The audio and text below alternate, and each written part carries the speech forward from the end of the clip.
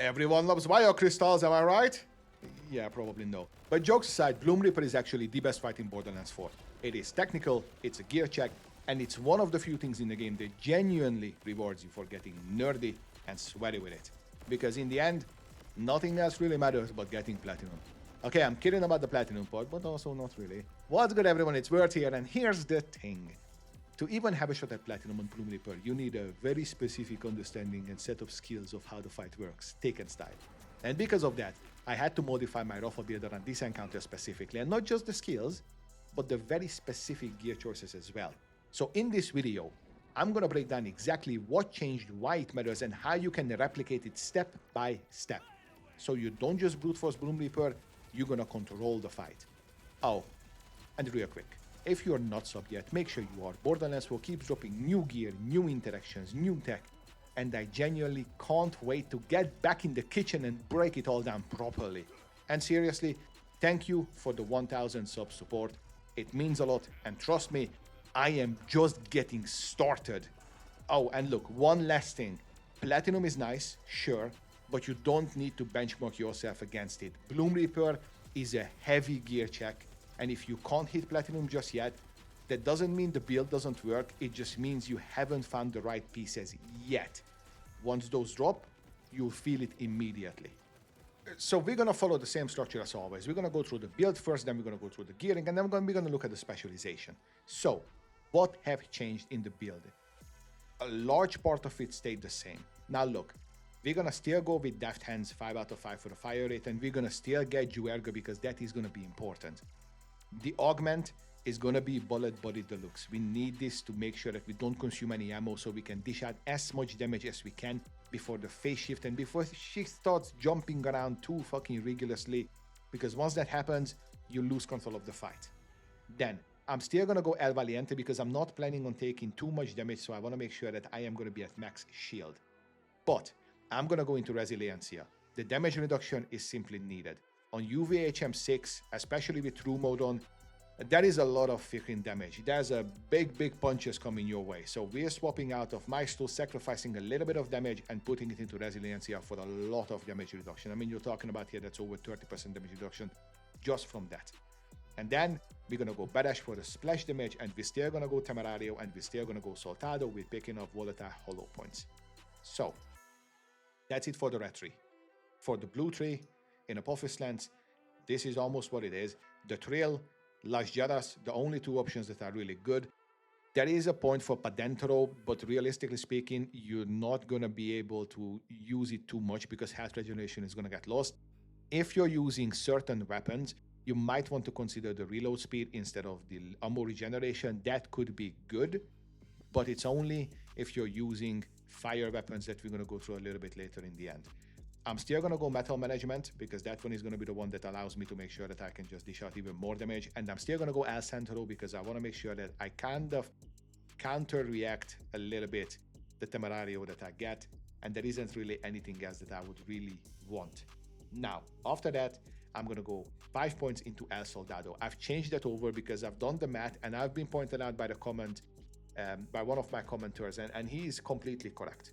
El Soldado is actually much better than having 3 points in or 2 points in crit, no 3 points in crit and then 5 points in jack, because El Soldado will skill up to about 280% gun damage, so it's a 3.8 multiplier, so it's going to end up being like 160% extra gun damage or something like that. It is way too good to be slapped on.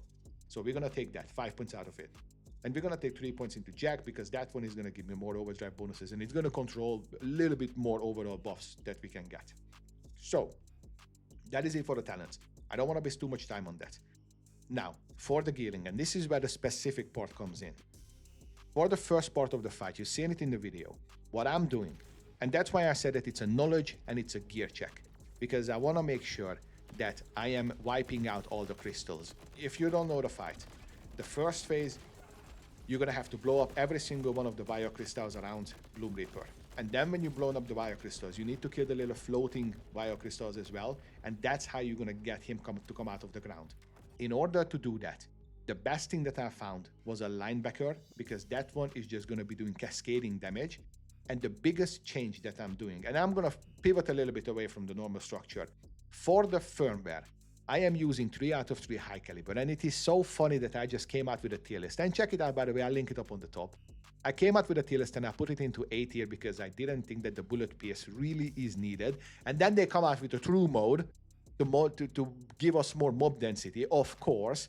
And they come out with a fight where you literally have a boss and a circle around it that you need to blow up. So yes, high caliber here is insanely good because you're gonna shoot through everything and you're gonna explode everything all at once. That's how you force a 10-second phase shift from the first moment on, or phase 1. Next to that, I'm gonna pick up air strike for bigger splash radius and bigger splash damage. It just complements it really well. But this is gonna be my firmware of choice. So for the guns, I'm using linebacker for phase 1. And then phase 2 and 3 is essentially the DPS check.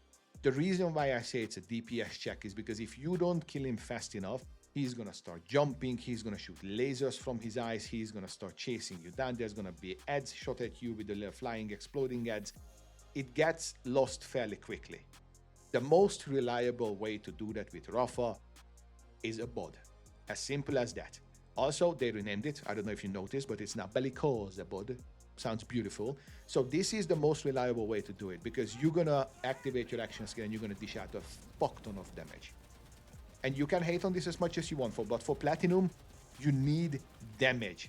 There's no fucking around. You're gonna find the build that you're rocking that does the most damage, and you're gonna have to use that because otherwise, 1.5 minutes goes by real quick. Now, that is for platinum. However, it is a flash boss. So fire does a lot of damage. So something like a scraping hellfire or something like a, what was the other one that I had here? I don't have it here anymore. But the gun, that Rainmaker, that's the one. It's quite specifically designed for that fight itself.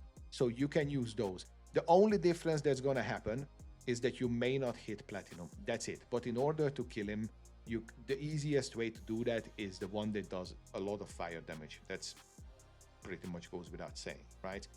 Now, for the phase 3, there's no difference in between. At about 30%, he is gonna start clouding everything up, and then once he clouded the entire, or fogged the entire screen, he becomes vulnerable again, or damageable again.